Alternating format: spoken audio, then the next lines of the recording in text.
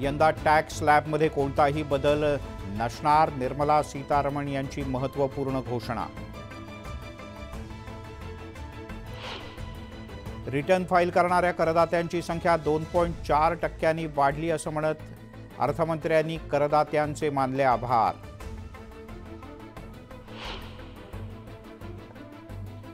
नव्या कररचनेत 7 लाखांपर्यंतचं उत्पन्न असणाऱ्या करदात्यांना कोणताही कर नाही, करपात्र उत्पन्नात 3% वाढ.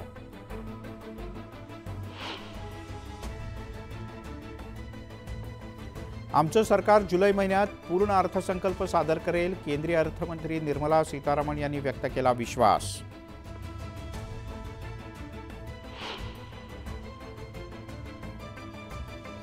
केंद्रीय अर्थमंत्री निर्मला सीतारामन यांनी सादर केला 5.8% वित्तीय तुटीचा अर्थसंकल्प. 4 कोटी शेतकऱ्यांना विम्याचा लाभ, स्वनिधी योजनेतून 2.3 लाख फेरीवाल्यांना अर्थसहाय्य.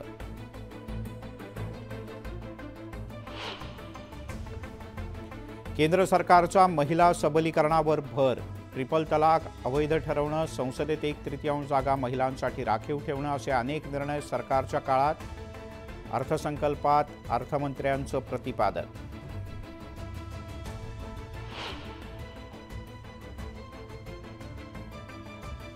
देशात 1 कोटीपेक्षा अधिक महिला लखपती दीदी.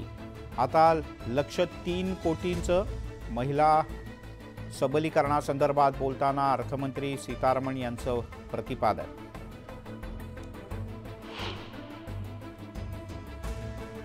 समाजातल्या प्रत्येक व्यक्तीला घर, पाणी आणि वीज मिळावी यावर सरकारचा भर. 80 कोटी लोकांना मोफत रेशन.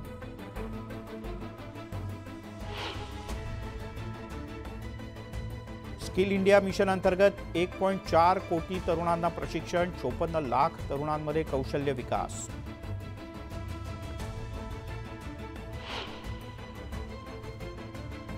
आशा सेविकांना आयुष्यमान भारत योजनेचा लाभ मिळणार, केंद्रीय अर्थमंत्री निर्मला सीतारामन यांची अतिशय महत्त्वपूर्ण घोषणा.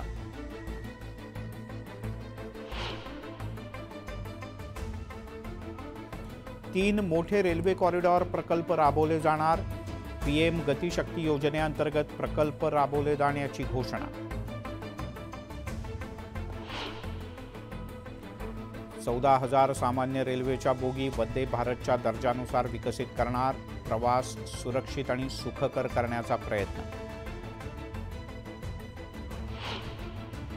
सोलर पॅनलच्या मदतीनं 1 कोटी घरांना महिन्याला 300 युनिटपर्यंत वीज मोफत मिळणार, सीतारामन यांची घोषणा.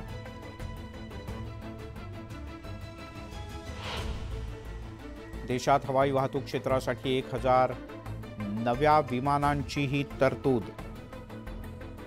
500 पेक्षा अधिक नव्या हवाई मार्गांचा प्रस्ताव. उच्चस्तरीय समितीची स्थापना होणार, वेगानं वाढणारी लोकसंख्या आणि विकासातून निर्माण होणाऱ्या आव्हानांसाठी निर्णय.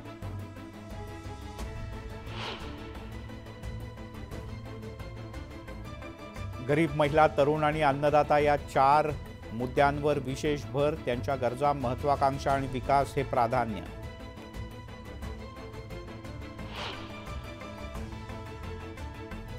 भारतीय अर्थव्यवस्थेची चांगली कामगिरी, महागाईचा दर सामान्य, निर्मला सीतारामन यांचं प्रतिपादन.